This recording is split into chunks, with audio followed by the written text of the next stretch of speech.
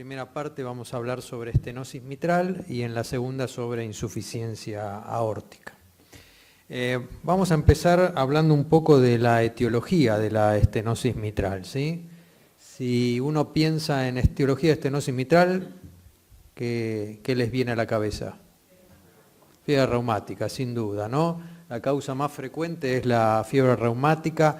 Lejos, lo que van a ver es 90% de los pacientes que tengan estenosis mitral, la etiología va a ser reumática.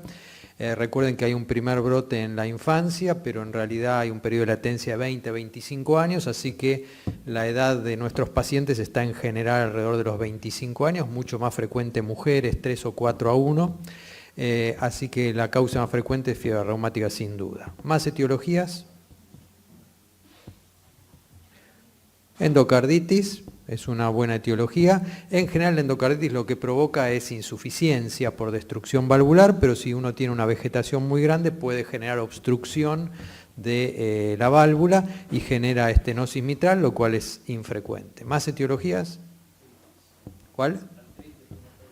La artritis reumatoidea puede provocar una lesión símil estenosis mitral. La lesión más frecuente de la artritis reumatoidea es la insuficiencia aórtica en general.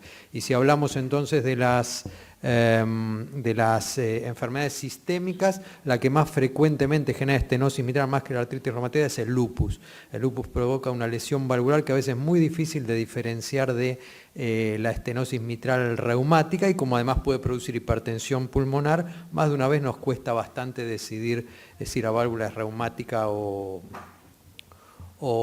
lúpica. ¿Más causas? Congénita, ¿está bien? La válvula congénita en general es una válvula mitral que se llama válvula mitral en paracaídas. Hay un solo músculo papilar y todas las cuerdas tendinosas, tanto de la válvula anterior como de la válvula posterior, terminan en ese único músculo, y eso genera una estenosis valvular congénita. Más causas. La calcificación del anillo valvular, generalmente eso se ve en pacientes añosos y es una causa, debe ser la segunda causa en frecuencia después de la reumática. Excepcionalmente va a generar una estenosis mitral significativa. Uno tiene estenosis mitrales leves, a lo sumo moderada, casi no se ve que sea moderada a más, y generalmente son pacientes añosos y compromiso de todo el trígono fibroso, acompañada en general de estenosis aórtica o calcificación valvular aórtica. Las coagulopatías ya las nombraron ustedes muy bien. El síndrome carcinoide, típicamente el carcinoide lo que provoca es una lesión valvular tricuspidia del lado derecho, pero cuando hay carcinoide de localización pulmonar o bien un shunt, en general un foramen oval permeable abierto, puede provocar lesión mitral. La amiloidosis en general provoca insuficiencia, pero puede producir algo de engrosamiento valvular. El mixoma en general es un diagnóstico diferencial porque no provoca una lesión valvular en sí misma, pero cuando el tumor es muy grande puede producir toda la clínica y obligar al diagnóstico diferencial con la estenosis mitral. Algo de anatomía, porque en general todo el mundo piensa que la válvula mitral es un anillo así y que la estenosis significa que la válvula se redujo así. Y eso es, no es verdad en realidad.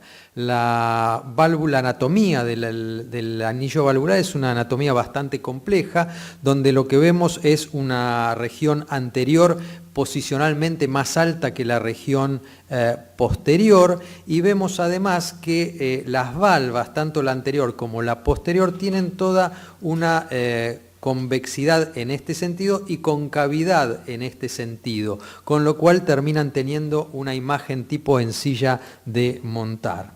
Pero además, si completamos todo el espectro, en realidad la valva, el anillo y las valvas son una parte del aparato subvalvular mitral. Y hacia abajo el aparato subvalvular mitral se continúa con las cuerdas tendinosas que van a insertarse en los músculos papilares.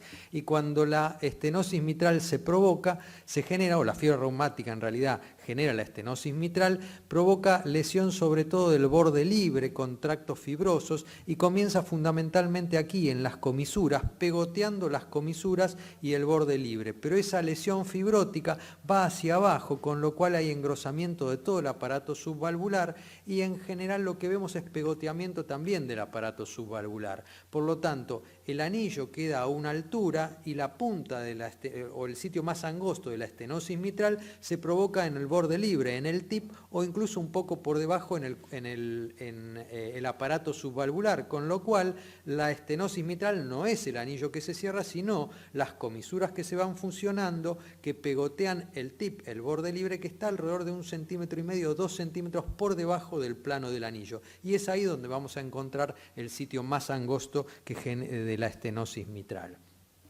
Esos son esquemas y esto es anatomía patológica. En este punto lo que podemos ver es la valva anterior, la valva posterior, una de las comisuras y la otra comisura que fue hendida es la donde estamos parados nosotros. Fíjense, esto es el anillo, estas son las valvas y estas son las cuerdas tendinosas y el pegoteamiento se provoca en todo el sector de las comisuras y de ahí hacia abajo. En general, lo que vamos a poder observar debido a la fiebre reumática es engrosamiento fibroso y difuso de todo el borde y rigidez del cuerpo de las valvas. Vamos a tener fusión de las comisuras, acortamiento con engrosamiento y fusión del aparato subvalvular. Vamos a tener además calcificación de las valvas y de las comisuras y lo más típico anatomopatológicamente para decir que esto es fiebre reumática es el hallazgo anatomopatológico de los llamados nódulos de Aschoff. Los nódulos de Aschoff se ubican en el miocardio y en el endocardio y son centros de necrosis de tipo histiocitaria rodeada de todo un rodete inflamatorio. Hasta acá la etiología y la anatomía patológica. Pero ¿cómo evoluciona la fiebre reumática? En general hay un periodo de valvulitis aguda que es en la infancia, pero esta valvulitis aguda genera fenómenos autoinmunes. Estos fenómenos autoinmunes tienden a perpetuar la alteración del flujo y terminan con el tiempo generando fibrosis y calcificación tanto de las valvas como del aparato subvalvular. El área valvular normal mide, ¿recuerdan más o menos cuánto? De 4 a 6 centímetros cuadrados, con lo cual hay un periodo de latencia muy prolongado en el cual el área valvular mitral se va reduciendo por esta fibrosis hasta llegar entre 1 y 2 centímetros cuadrados. En este punto hay una caída del volumen minuto en el esfuerzo, hay aumento del gradiente transmitral, con lo cual la presión capilar pulmonar ya no va a ser expresión de la presión de fin de diástole del ventrículo izquierdo, porque en el medio tenemos un gradiente debido a la válvula estenosada. La realidad es que el gradiente medio de la aurícula izquierda aumenta, la presión capilar pulmonar también aumenta y en esta etapa solo vamos a tener síntomas cuando hay algún factor coadyuvante que va a ser requerimientos de aumento del volumen minuto, esfuerzo, aumento de la frecuencia cardíaca, en general aumento de la frecuencia cardíaca y del volumen minuto en mujeres, esto aparece durante el embarazo, más de una vez el diagnóstico o los síntomas, aparece una paciente que no sabía que tenía fiebre reumática o que no había tenido y tiene una estenosis mitral y queda embarazada. Cuando se fibrilan o obviamente cuando hacen ejercicio. En esta etapa lo que vamos a tener es disnea fundamentalmente de esfuerzo, pero a medida que continúa la agresión reumática y el área valvular empieza a caer por debajo de 1 centímetro cuadrado, ya estamos en presencia de una estenosis mitral severa. Aquí ya el volumen minuto se puede comprometer en reposo, el gradiente a través de la válvula mitral aumenta mucho, hasta 20 milímetros de mercurio, se transmite retrógradamente, aumenta la presión capilar y obviamente en el medio aumenta la presión auricular izquierda que se va dilatando. En esta etapa va a haber alteraciones retrógradas con sudación del intersticio pulmonar, aumento de los volúmenes pulmonares y la transmisión retrógrada de la presión aumentada generada por la estenosis mitral va a generar una hipertensión pulmonar de tipo pasiva. Esta hipertensión pulmonar pasiva, si se perpetúa en el tiempo, comienza a generar cambios a nivel de la arteriola precapilar pulmonar en un intento del lecho de la arteriola de proteger el lecho pulmonar. Pasa entonces de hipertensión pulmonar pasiva a reactiva. Esta etapa reactiva se diferencia anatomopatológicamente porque empieza a haber cambios anatomopatológicos en las arteriolas, aparecen células de tipo plexiforme y la hipertensión pulmonar pasiva, es decir, transmitida, se transforma en activa en esta etapa en la cual ya cuando tenemos hipertensión pulmonar reactiva, por más que resolvamos la estenosis mitral, el paciente probablemente quede con hipertensión pulmonar residual. Obviamente esta hipertensión pulmonar termina generando dilatación e hipertrofia del ventrículo derecho. Pero a su vez vamos a tener alteraciones anterógradas con caída del volumen minuto y en algunos casos, sobre todo cuando haya un compromiso excesivo, la caída de la precarga puede comprometer la fracción de eyección. Todo esto va a generar los síntomas típicos de la estenosis mitral. Vamos a pasar a la fisiopatología y lo que vemos acá, esta es la curva de presión ventricular, ¿sí? En este punto la presión ventricular cae por debajo de la presión auricular medio y se produce la apertura de la válvula mitral. Tenemos entonces que la presión auricular supera la mitral y esta es la fase de lleno rápido. A medida que se vacía la aurícula izquierda entramos en la fase de lleno lento en la cual las presiones prácticamente se igualan y acá en telediástole lo que tenemos es la contracción auricular, lo que va a generar la sístole auricular. Esta es la onda E del flujo mitral y esta es la onda A del flujo mitral. ¿Qué es lo que ocurre en la estenosis mitral? Básicamente, como dijimos, sí. Ah, sí, yo estoy señalando, no se ve nada, perdón,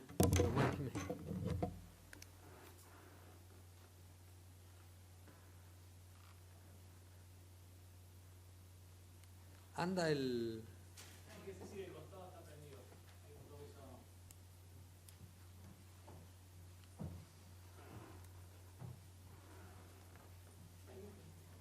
Sí, ahí está, sí, está. Vuelvo para atrás.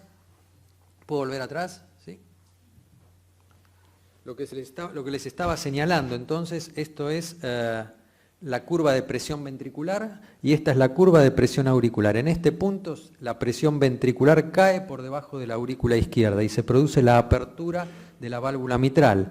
Este gradiente es normal y es la onda E, la fase de lleno rápido. En mesodiástole, a medida que se vacía la aurícula izquierda, se igualan las presiones, estamos en la fase de lleno lento y aquí se genera la sístole auricular, con lo cual se genera la onda A de la válvula mitral normal. ¿Qué es lo que pasa en la estenosis mitral? Esta era lo normal que vimos recién. Acá lo que se provoca es un gradiente entre la aurícula y el ventrículo izquierdo. La válvula estenosada obliga a que la presión auricular izquierda aumente para impulsar la sangre durante la diástole.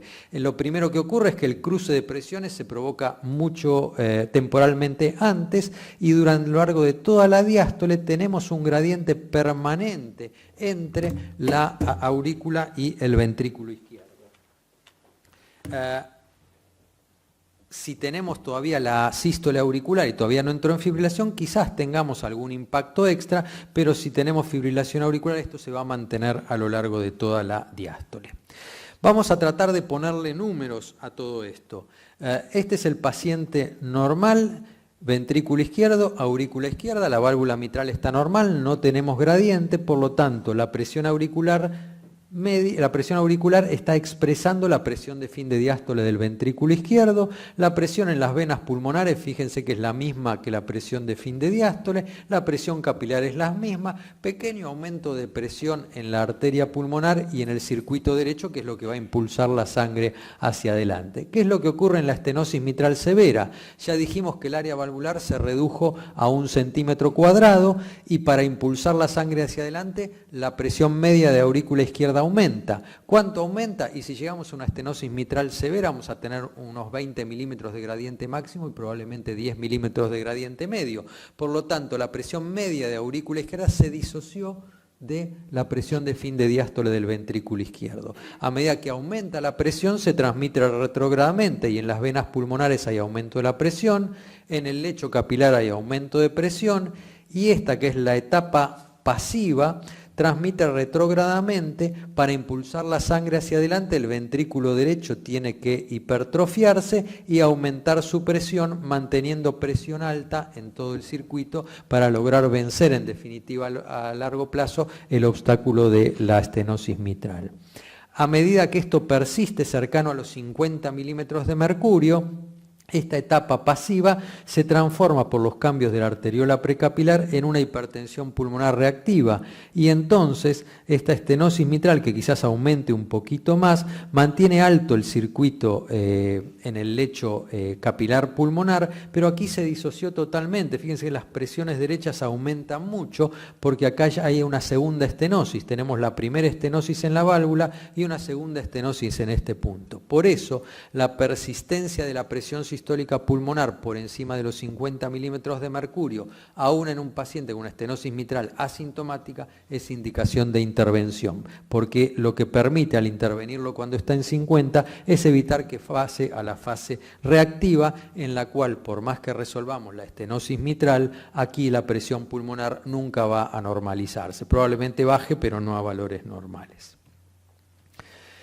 Bueno, hablamos de etiología, hablamos de la fisiopatología, de la anatomía patológica, vamos a hablar de la utilidad del ecodoppler para la estenosis mitral. Y básicamente en el contexto de estenosis mitral, el ecodoppler nos sirve para hacer diagnóstico, nos sirve para evaluar la severidad, nos sirve para evaluar la información asociada a la decisión de tratamiento y para evaluar la presencia de valvulopatías asociadas. Vamos a ir desarrollando cada uno de estos puntos. En cuanto al diagnóstico, lo que nos permite ver el eco va a ser el domo diastólico, el engrosamiento y calcificación de las valvas, lo cual genera una pendiente EF deprimida, una valva posterior no oponente, la dilatación de la aurícula izquierda y un ventrículo izquierdo que generalmente es de tamaño normal. Estos son todos los hallazgos ecocardiográficos de una válvula mitral típicamente reumática y estenótica.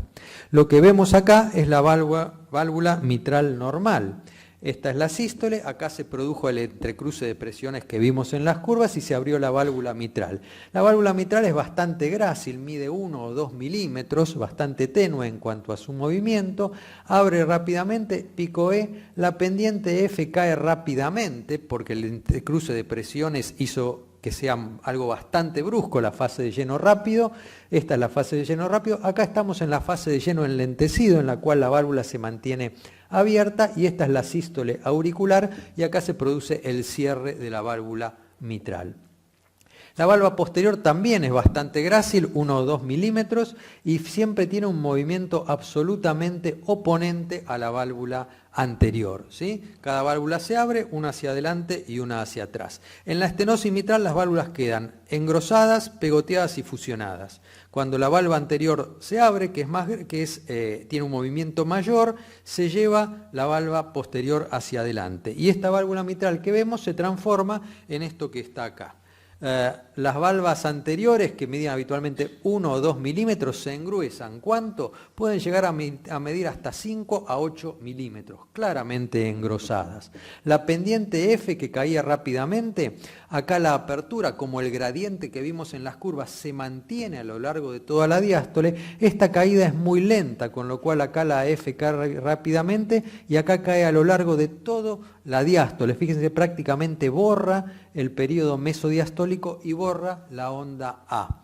La valva posterior es esto que ven acá, también engrosada y como está fusionada es arrastrada hacia adelante, por lo tanto nada de movimiento oponente. Tiene un movimiento que se va hacia adelante junto con la valva anterior mitral. Cuando vean este patrón de valva gruesa con pendiente F aplanada y una valva posterior no oponente por modo M, es el mejor modo de definir que esto es agresión reumática de la válvula mitral y que estamos en presencia de una estenosis mitral. Vamos a ver acá otros pacientes. Esto es claramente válvula mitral, la valva anterior y la valva posterior. Fíjense la pérdida de la oponencia, el engrosamiento, la pendiente F aplanada. Recuerden que el ventrículo izquierdo no está dilatado, porque en realidad la estenosis mitral hasta protege del llenado ventricular izquierdo y obviamente la aurícula izquierda sí va a estar dilatada en estos pacientes.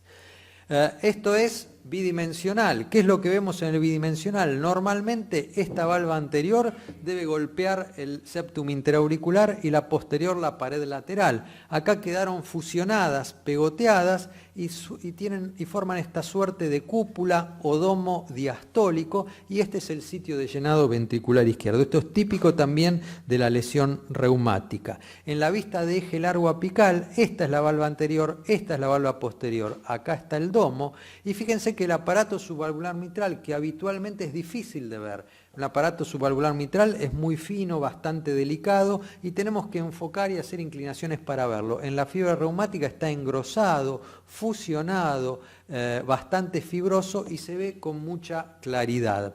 Fíjense que lo que decía antes, el anillo mitral está en este punto. El sitio más angosto está prácticamente 2 centímetros por debajo en el sitio de fusión. De manera que de ninguna manera la estenosis mitral es un anillo que se cierra, sino todo un trayecto, un cono que se va angostando hacia abajo.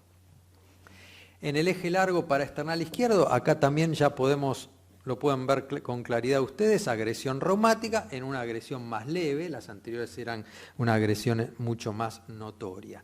Y acá en movimiento, fíjense, la valva posterior inmóvil, no oponente, la anterior engrosada y fibrosada, en un eje largo paraesternal izquierdo, en un eje de largo apical, de nuevo el domo, la falta de excursión. Fíjense que nunca la válvula mitral se acerca al septum, ni la valva posterior a la pared posterior. Lo mismo en estas vistas. Y acá el color, fíjense que el color nos muestra un llenado ventricular izquierdo angosto, con un flujo de aceleración proximal, una vena contracta y la dispersión de flujo dentro de la cavidad. Normalmente esto tiene que ser una llamarada que ocupa todo el ancho del anillo valvular mitral, y acá claramente está angostado debido a la estenosis mitral. Más estenosis mitral, fíjense la fusión comisural en este punto, fíjense el engrosamiento, la valva posterior y la valva anterior, y fíjense acá lo que le ha pasado a todo el aparato subvalvular. Normalmente no vemos el aparato subvalvular, sin embargo acá está engrosado, acortado, fíjense que casi es difícil diferenciar la anatomía normal del músculo papilar. Ha quedado incluso el músculo papilar engrosado y metido dentro de todo el aparato subvalvular con acortamiento, un compromiso muy severo del aparato subvalvular mitral. De nuevo acá en color, ya lo pueden ver ustedes con claridad cómo se ve un flujo angosto llenando el ventrículo izquierdo, bastante típico de la estenosis mitral este color, ¿sí? Y acá se colgó, sí. Ahí estamos. Claramente esto no es una válvula reumática, ¿sí? Fíjense, esta válvula mitral que tiene una forma rara, claramente no está normal. Fíjense el llenado, también angosto, así que algo de estenosis hay. Y fíjense acá el aparato subvalvular. Fíjense, valva anterior, valva posterior, y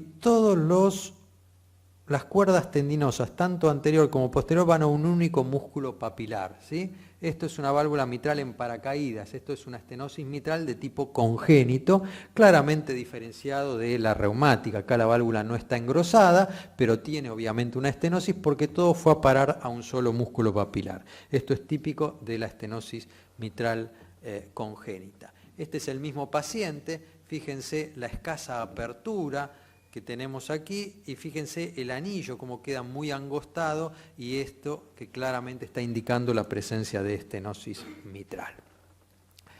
Hasta aquí, como vemos, el diagnóstico es bastante simple, entre comillas, prácticamente en modo M nos permite hacer el diagnóstico, el bidimensional es bastante claro y con eso hacemos diagnóstico de estenosis mitral. El segundo punto es evaluar la severidad. ¿Cómo evaluamos la severidad de la estenosis mitral? Básicamente por 3 puntos que tienen que ver con el gradiente, sobre todo el gradiente medio. El gradiente máximo es muy sensible a los cambios de carga, de precarga y de poscarga, y el gradiente medio sufre esto también, pero más atenuado. Esto quiere decir que podemos tener un paciente seco, digamos, tomando diuréticos, y tener una estenosis mitral severa con un gradiente medio por debajo de lo esperado. Y el punto más claro para nosotros va a ser el área valvular. Un área valvular va a ser la definición más dura del grado de estenosis. Lo que siempre vamos a informar como un valor agregado es la repercusión, y la repercusión acá va a estar dada por la presión sistólica pulmonar. Si bien la presión sistólica pulmonar no es indicativo de la severidad, al ser una expresión de lo que le ocurre retrógradamente a la válvula mitral, también nos va a estar indicando información importante. Hablamos de estenosis leve cuando el área está por encima de 1 centímetro cuadrado, moderada entre 1 y 1.5 y severa por debajo de 1 centímetro cuadrado. Cuando hablamos de gradientes, tomamos en cuenta el gradiente mayor a 10 milímetros de mercurio, gradiente medio para hablar de severidad, entre 5 y 10 milímetros moderada, y por debajo de 5 hablamos de estenosis leve. ¿Cómo medimos? ¿Alguien quería preguntar algo? ¿Cómo medimos el área valvular mitral? Tenemos dos métodos para evaluar el área valvular. Uno es la planimetría. En la planimetría lo que hacemos es por bidimensional tratar de obtener un buen eje corto. Recuerden que les dije que la estenosis mitral es prácticamente un cono invertido, por lo tanto yo tengo que obtener el menor área. Si yo corto más arriba de ese cono, voy a tener áreas mayores, pero voy a estar infraestimando la severidad de la estenosis. Así que en un eje corto me voy a una vista lo más apical posible y desde ahí empiezo a subir hasta el punto en el cual obtengo esta imagen de un borde totalmente neto y redondeado, y en el primer punto donde encuentro esa imagen, ese va a ser el punto más angosto de la estenosis mitral, y ahí puedo trazar el contorno para obtener la severidad. El segundo método ya va a ser el método Doppler, y el método de Doppler lo vamos a obtener de la señal de entrada del ventrículo izquierdo, la señal a través de la válvula mitral, con Doppler continuo, porque vamos a tratar de establecer velocidades de flujos de alta velocidad, y ahí lo que vamos a tener es este tipo de señal. Lo que vamos a obtener es el gradiente, el tiempo medio de hemipresión, y el tiempo medio de hemipresión es el tiempo en el cual el gradiente cae a la mitad, el gradiente máximo cae a la mitad, que se mide sobre esta curva, marcando un punto en la velocidad pico E y un punto al finalizar la rampa de caída de la velocidad pico E. Automáticamente el equipo me va a dar el área valvular mitral a partir de este tiempo de hemipresión. Si además trazo todo el contorno, el equipo me va a dar el gradiente máximo y el gradiente medio y el BTI. El otro dato que dijimos que vamos a buscar va a ser la presión sistólica pulmonar. La presión sistólica pulmonar, como ustedes saben, lo vamos a obtener del gradiente de presión entre el ventrículo derecho y la aurícula derecha, que va a estar expresado por la señal de insuficiencia tricuspidia. Así que busco la señal de insuficiencia tricuspidia, la velocidad máxima me va a dar ese gradiente, y a eso le voy a sumar lo que creo que tiene de presión media la aurícula derecha. Acá lo vamos a ver en movimiento. Acá estamos tratando de obtener el área valvular mitral por planimetría. Ahí se congeló el contorno y vamos a ver cómo vamos a obtener todo el contorno. Ahí están las comisuras, ¿sí? Y ahí vamos a obtener un área de 2.7 centímetros en este, que es un gradiente postcomisural, ¿sí? Lo mismo acá, vamos a obtener el gradiente más angosto y vamos a hacer la planimetría, acá 0,9 centímetros cuadrados. Y si no, el otro método, que es el método Doppler, acá lo que vamos a hacer es trazar todo el contorno. Esta es una medición prevalvuloplastia, fíjense la señal alta de alta velocidad, un área de 1, y la señal postvalvuloplastia inmediata medida, como pasamos de 1 centímetro a una señal de menor velocidad, menor gradiente y 1.9 centímetros. ¿Sí? Fíjense los gradientes, 19 y 13, postvalvuloplastia inmediata 9 y 4, y el área pasó de 1 a 1.9. Lo que hicimos fue las dos veces obtener la señal y delinear el contorno para que nos dé y medir el tiempo de hemipresión. Aquí de nuevo, mediciones de tiempo de hemipresión, fíjense gradientes de estenosis severa, 23 de máximo, 14 de medio para un área de 0.9. Acá vemos lo que les mostré al principio, el primer cruce de presiones. Este primer cruce de presiones entre el ventrículo y la aurícula izquierda, si los damos vueltos, es la onda E, ¿sí?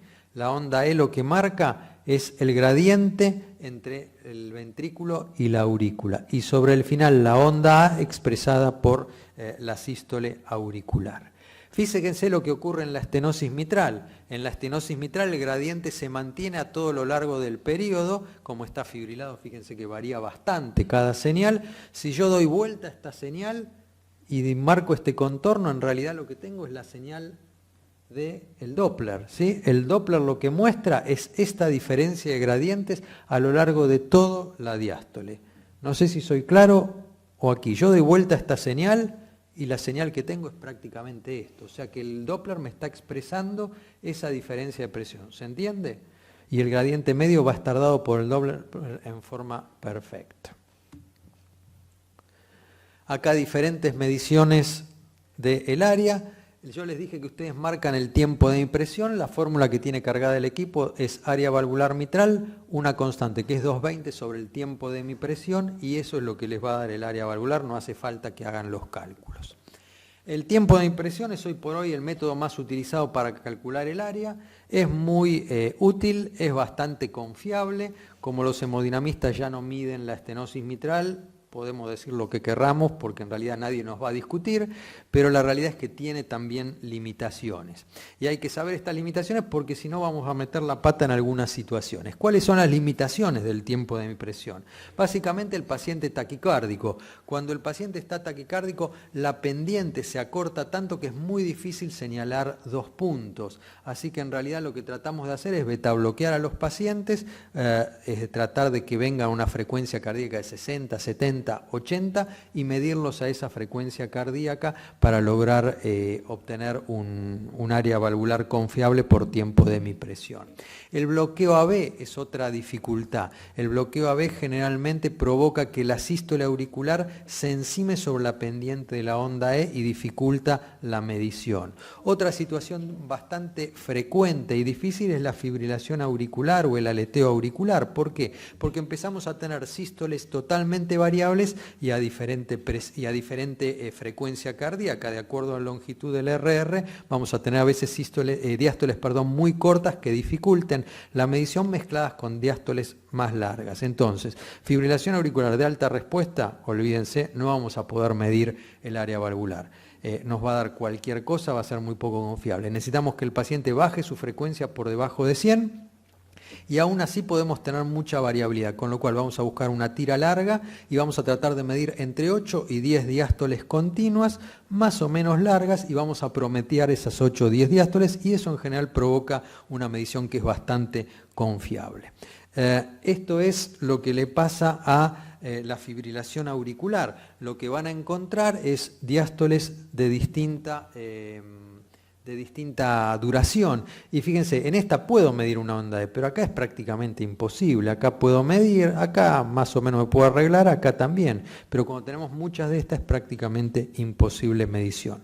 Lo que buscamos son diástoles prolongadas y tratamos de medir 8 o 10 latidos más o menos prolongados seguidos y obtenemos entonces el promedio para definir la severidad.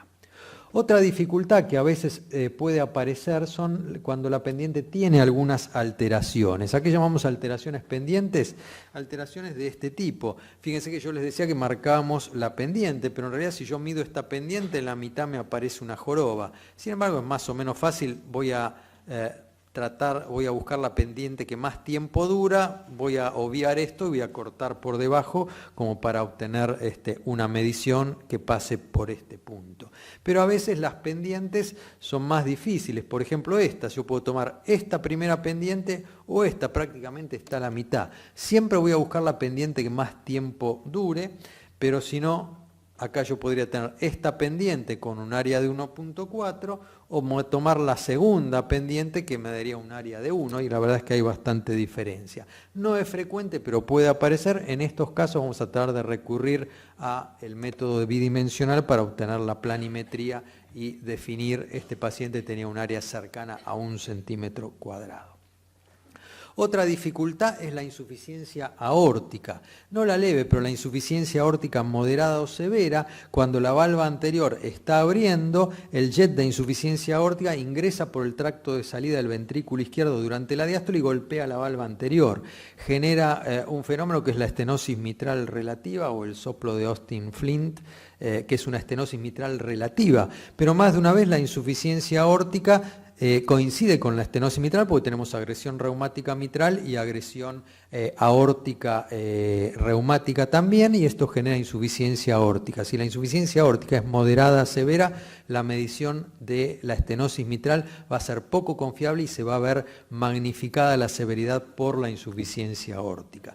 Y otro mecanismo es la hipertrofia ventricular izquierda. La hipertrofia ventricular izquierda genera una disminución de la distensibilidad ventricular izquierda que puede influenciar también la apertura de la válvula mitral, haciendo que se magnifique la severidad de la estenosis. De manera que en todas estas condiciones tenemos que pensar la posibilidad de que lo que estamos midiendo no sea absolutamente confiable.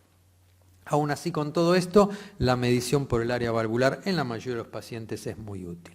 Retomamos el tema de la presión sistólica pulmonar. Recuerden que lo medimos a través del gradiente entre ventrículo derecho y aurícula derecha. Fíjense este paciente con estenosis mitral, con varias mediciones, todas muy altas, presión sistólica pulmonar, y a esto le vamos a sumar lo que pensamos que tiene la válvula, la presión auricular derecha. ¿Cuál de estos les parece que tiene hipertensión pulmonar, de estos dos pacientes? ¿De arriba o el de abajo? El de abajo. ¿Por qué?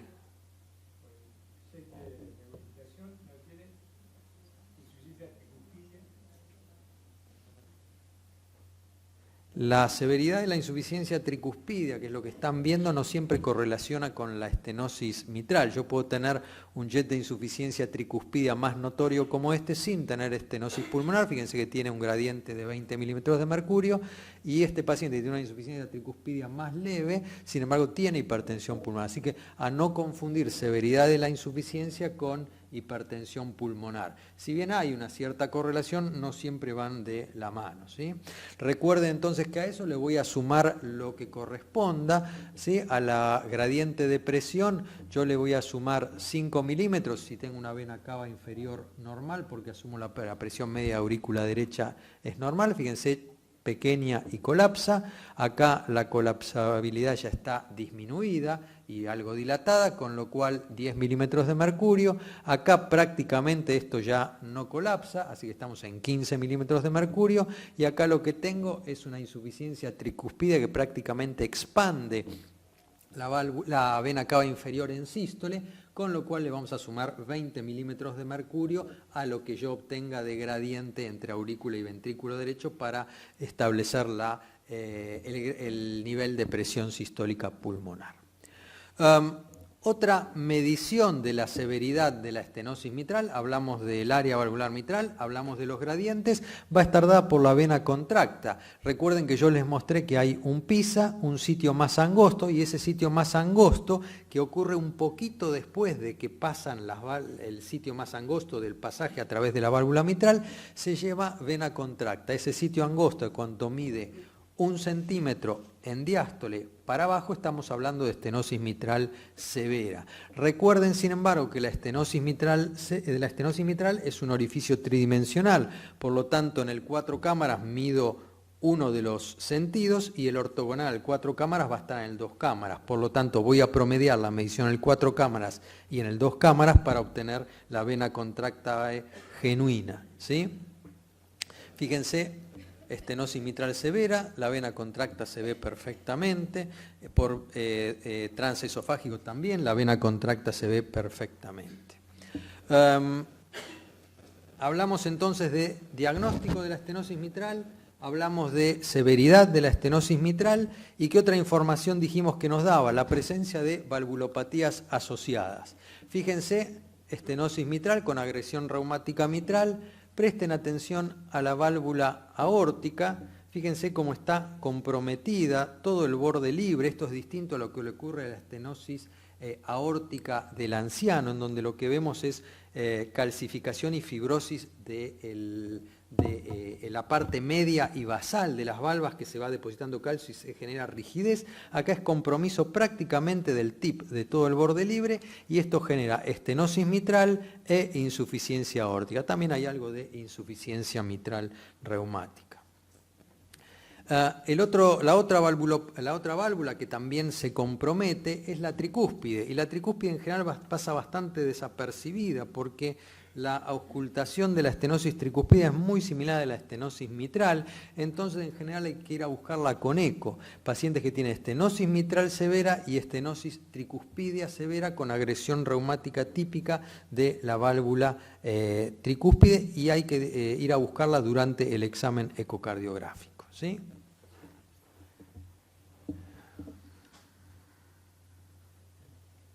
¿Qué les parece este paciente?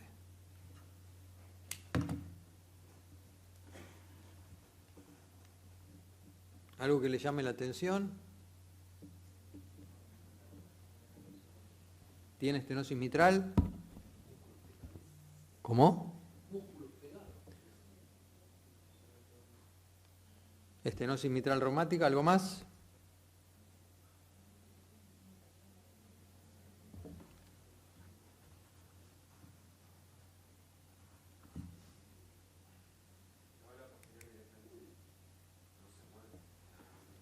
No se mueve, eso forma parte de la descripción reumática, ¿sí? Valvulopatía asociada. Miren la válvula tricúspide, al lado.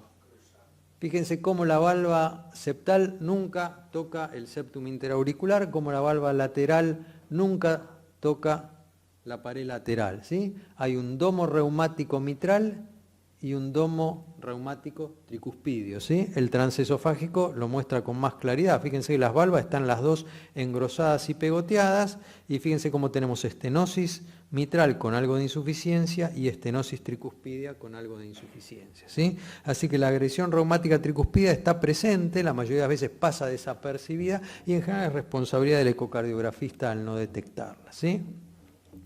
Otro paciente, no hay duda, ¿sí? ¿Y la válvula tricúspide está comprometida? Sí, ¿no? Claramente comprometida la válvula tricúspide, ¿sí? Así que la agresión reumática tricúspidea existe, es frecuente y es solucionable, pero en general es el ecocardiografista el que debe diagnosticarla, porque nadie más lo va a diagnosticar, ¿sí? Entonces, vimos diagnóstico, severidad, valvulopatías asociadas, aórtica y tricúspide. Información sobre el tratamiento. Cuando tenemos que decidir tratamiento, estamos hablando de paciente que va a ir a cirugía o que va a ir a valvuloplastia. Los pacientes para valvuloplastia tienen que tener lo que llamamos un score de valvuloplastia adecuado para poder obtener buenos resultados. ¿Cómo obtenemos este score de valvuloplastia? El score de valvuloplastia evalúa 4 aspectos de la válvula, que son la movilidad, la calcificación, el engrosamiento de las valvas y el engrosamiento del aparato subvalvular. Y le da un valor de 1 a cada uno de estos puntos, y ese valor, a medida que la válvula va empeorando, va aumentando hasta un valor de 4 para cada uno de estos puntos. Por lo tanto, la válvula que mejor esté va a tener 4 puntos, la válvula que peor esté va a tener 16 puntos. Y fíjense cómo la movilidad va empeorando en base a si tiene solo comprometido el tip, el borde libre, o la válvula se va comprometiendo desde el borde libre hacia su base y lentamente empieza a estar menos móvil. A la presencia de calcio en un área única, aislada, o a la presencia de múltiples áreas de calcio que se extiende a la región media y calcio muy extenso, incluso hasta la región basal de la válvula. Al engrosamiento de cada una de las valvas, recuerden que al principio mencionamos que la válvula mide 1 o 2 milímetros, pero se puede engrosar mucho. Según el mayor engrosamiento dificulta más la acción del balón durante la apertura para la valvuloplastia. Y también el compromiso del aparato subvalvular. No es lo mismo un aparato subvalvular comprometido cercano al borde libre que esa que vimos que estaba prácticamente comprometido hasta el músculo papilar. Obviamente a mayor compromiso, peores resultados de la valvuloplastia. Esto es alteración de la movilidad. Fíjense, esta válvula se mueve muy bien la base, se mueve muy bien la región media y solo diríamos que está retenida en la región del borde libre, corresponde a un valor de 1. Acá ya prácticamente es el borde y un poquito más, corresponde a un valor de 2. Acá ya prácticamente la región media no se mueve, corresponde a un valor de 3. Y acá la valva desde prácticamente la base es algo que no se mueve, es prácticamente una tapa rígida que abre y cierra, corresponde a lo que sería un valor de 4 para movilidad, ¿sí? Calcificación, acá hay un punto de calcio único, corresponde a 1, acá ya empieza a haber más áreas dispersas, acá fíjense que ya hay áreas dispersas en la valva anterior y en la valva posterior, y esto es prácticamente una circunferencia calcificada. Engrosamiento de las valvas. El engrosamiento de las valvas se mide en el eje largo para external izquierdo y ahí vamos a cruzar un modo M en la región media de la valva anterior, por allí, y ahí vamos a tratar de medir la valva. Fíjense, una válvula que mide menos de 5 milímetros, una válvula entre 5 y 8 milímetros en algún punto, pero no todo. Acá tenemos un engrosamiento difuso de 5 a 8 milímetros y acá más allá de los 8 milímetros para hablar de severidad y engrosamiento de las válvulas. Y acá lo que tenemos es engrosamiento del aparato subvalvular mitral. Fíjense, este aparato subvalvular mitral con engrosamiento de la región más cercana, ¿sí? Aquí ya el engrosamiento avanzó al primer tercio de las cuerdas tendinosas. Acá ya el compromiso de las cuerdas tendinosas se extiende más allá del primer tercio, ¿sí? Fíjense, bastante más allá. Y acá el compromiso prácticamente llega hasta el músculo papilar, como vimos antes, con acortamiento, sería un grado 4 de compromiso del aparato subvalvular mitral. De esta manera construimos el índice de valvuloplastia o índice de Wilkins. Recuerden que un índice menor de 4 habla menor de 8, entre 4 y 8, habla de una tasa de éxito superior al 90%. Entre 8 y 12 de un 50% y por encima de 12 de un 33% de éxito. Hablamos de éxito primario y también de durabilidad. La válvula con menos de 8 probablemente dure muchos años ese proceso, a veces va a ser una única intervención y nada más, mientras que una válvula de 12 o más probablemente tenga una vida limitada el éxito de la intervención. Algo que no entra dentro del score, pero también tenemos que prestar atención, estos son ejes cortos y básicamente es las comisuras. Cuando las comisuras están muy calcificadas, ambas comisuras, probablemente, aun cuando tengamos un buen score, la tasa de éxito sea baja. Por lo tanto, en scores altos, por encima de 12, en donde tenemos dudas si esos pacientes se van a beneficiar más con valvuloplastia o con cirugía, vamos a mirar las comisuras. Si las comisuras están muy calcificadas, probablemente esos pacientes se van a beneficiar más con cirugía que con una valvuloplastia. Otros scores que también se han desarrollado, pero que no han sido demasiado utilizados, el más utilizado es el que mencioné recién, es este score desarrollado en varios años después, el de Palacios es de 1998, este score se desarrolló por el 2013, y acá lo que mide es la distancia del anillo, a menor distancia del anillo, peor score, el grado de compromiso lateral y calcificación, y habla de un área valvular mitral por encima de 1, le suma 2 puntos, el desplazamiento máximo de las valvas, que es esa distancia que vimos por debajo de 12 milímetros, le suma 3 puntos, la relación del área comisural le suma 3 puntos y el compromiso subvalvular le suma 3 puntos.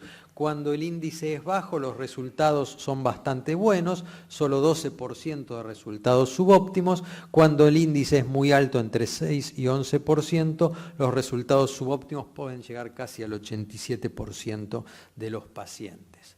Otro score, este es un score que también evalúa la calcificación comisular, el engrosamiento de las valvas y el engrosamiento subvalvular, pero básicamente para predecir insuficiencia mitral. Hasta acá la utilidad del eco transtorácico. ¿Cuándo le vamos a hacer un eco transesofágico a estos pacientes? Siempre antes de una valvuloplastia. ¿Por qué? Porque necesitamos descartar la presencia de trombos. Si vamos a hacer una valvuloplastia, el hemodinamista va a pasar catéteres a través de la punción transeptal de aurícula derecha a aurícula izquierda y va a tratar de bajar el balón de Inoue hacia el plano del área valvular mitral, lo cual es bastante dificultoso pasar el área valvular mitral, con lo cual esos catéteres empiezan a dar vuelta dentro de la aurícula izquierda. Un trombo en la aurícula izquierda va a generar un accidente cerebrovascular, por lo tanto es contraindicación la presencia de trombo. En el día inmediato anterior a la valvuloplastia siempre le hacemos un eco transesofágico a estos pacientes. Una segunda indicación sería los pacientes con estenosis mitral que están en ritmo sinusal, que tienen dificultades o contraindicaciones para anticoagularse. Estos pacientes se puede hacer un eco transesofágico si no tienen trombo y no tienen ecogenicidad sanguínea espontánea, probablemente no requieran anticoagulación. Cuando la información que nos da el eco transtorácico no es suficiente, son muy pocos los casos, el eco transesofágico puede estar indicada, y cuando los pacientes se les indica reparación valvular en la estenosis mitral, lo cual no es frecuente, la reparación valvular en general es para la insuficiencia mitral, pero en estos casos también podemos apoyarnos en un eco transesofágico. Esas son las indicaciones. ¿Qué es lo que vemos en el eco transesofágico? Estas son las imágenes.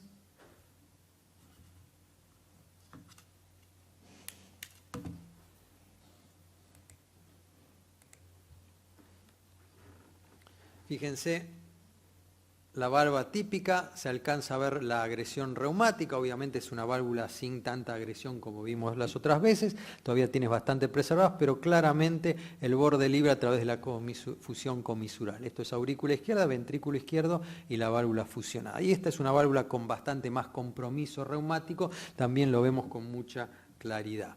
El color también es muy claro para definir la severidad de la estenosis, también es muy útil para ver la presencia de insuficiencia mitral.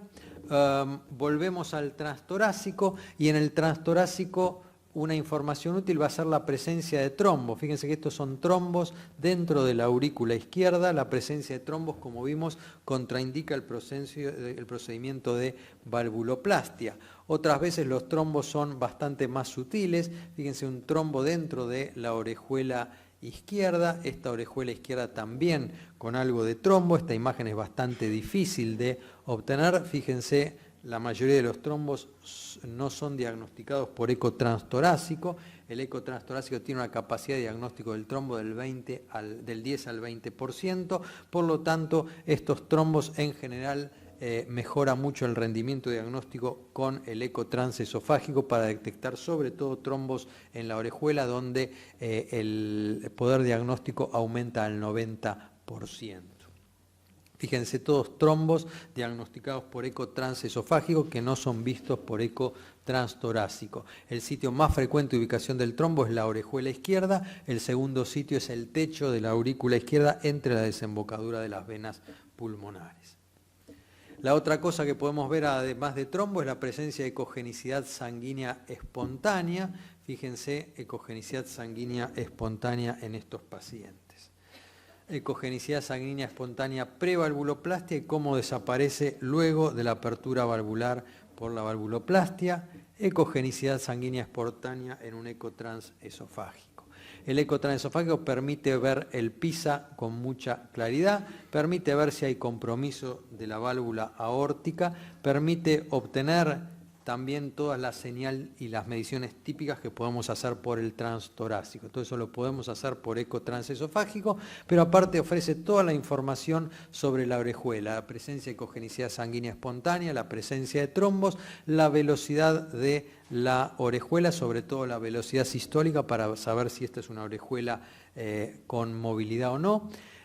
Los cambios de la señal en las venas pulmonares también los vamos a obtener por eco transesofágico.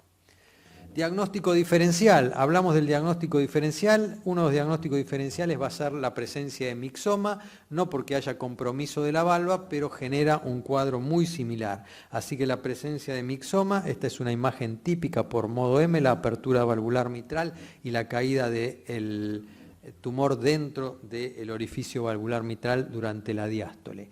Mixomas más pequeños, más difíciles de diagnosticar, todo esto no genera estenosis mitral, pero obviamente hay que diagnosticarlos. Y el segundo diagnóstico diferencial es este. ¿A alguien se le ocurre qué es?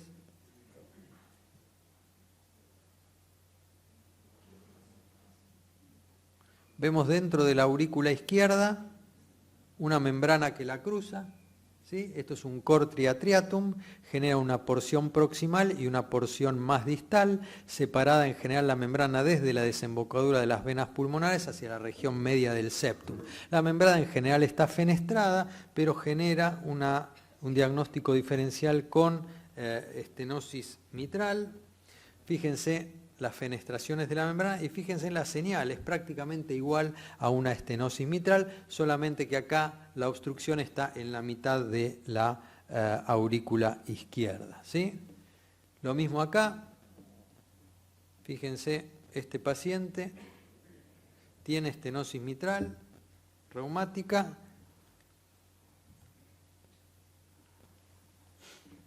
¿sí? Se puede ver el domo diastólico, pero además tiene una membrana intraauricular, ¿sí?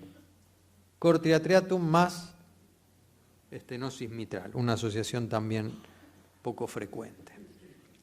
Y acá lo que estamos viendo, este es el catéter punzando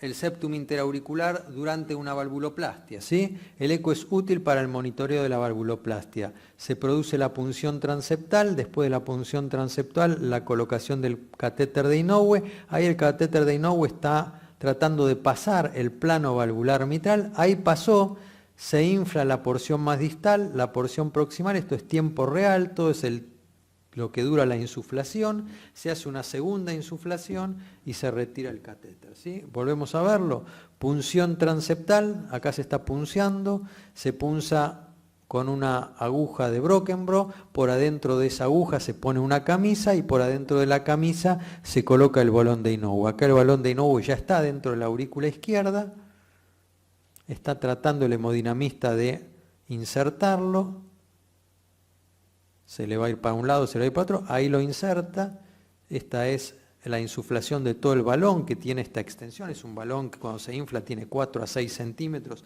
de forma ovalada, y ahí se produce la insuflación para lograr la apertura valvular mitral.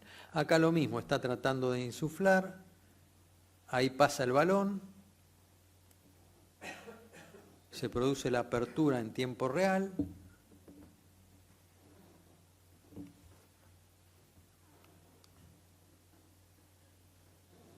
y ahí se desinfla.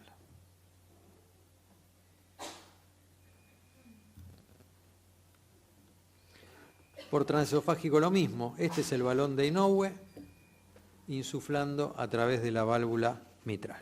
De manera que la última utilidad del eco va a ser el monitoreo de la valvuloplastia, para lo cual es un método muy útil. No todos los hemodinamistas lo usan, pero es muy útil porque rápidamente permite ver si hay insuficiencia agregada después de una insuflación y ver cómo cayó el área valvular, como vimos durante la clase.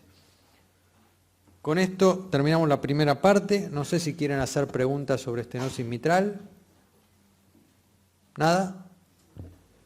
Paramos, si les parece, 10 minutos hasta 7:10, ¿está bien? Y 7:10 arrancamos con insuficiencia aórtica.